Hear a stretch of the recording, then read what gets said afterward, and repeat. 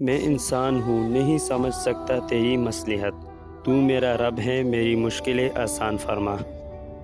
رجوع اور عروج میں چاروں حروف ایک جیسے ہیں، بس اپنی رب کی طرف رجوع کرو، وہ تمہیں عروج دے گا۔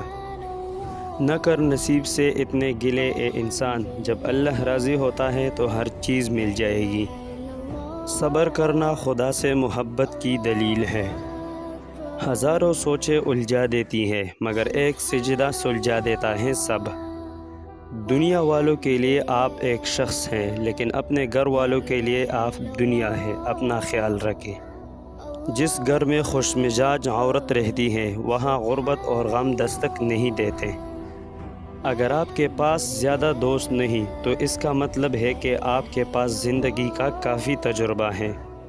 لہجے سمجھ آتے ہیں مجھے، بس لوگوں کو شرمندہ کرنا اچھا نہیں لگتا۔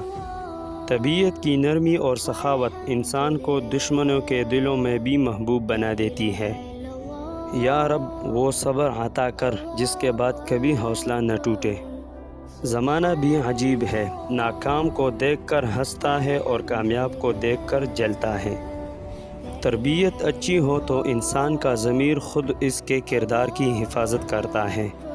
لوگ کہتے ہیں کہ سچ کڑوا ہوتا ہے، حقیقت میں سچ نہیں، آپ کے بولنے کا انداز کڑوا ہوتا ہے۔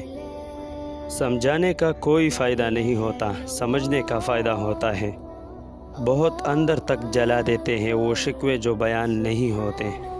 یہ بھی اچھا ہے کہ صرف سنتا ہے دل، اگر بولتا تو قیامت ہوتی۔ بیزار پھر رہے ہیں سب اپنی حیات سے، لیکن سبھی کو چاہیے عمر دراز بھی۔ یقین ایسا ہو کہ سامنے سمندر ہو اور تم کہو میرا رب راستہ بنا دے گا۔ ماں گھر کی رونق ہوتی ہے، اللہ پاک ہر گھر کی رونق کو سلامت رکھے۔ آخر گزر ہی جائے گی حیات، یہ کوئی تا حیات توڑی ہے۔ میں خوش ہوں اس پہ جو میرے رب کی رضا ہے۔ وقت ہر تعلق کی حقیقت بتا دیتا ہے،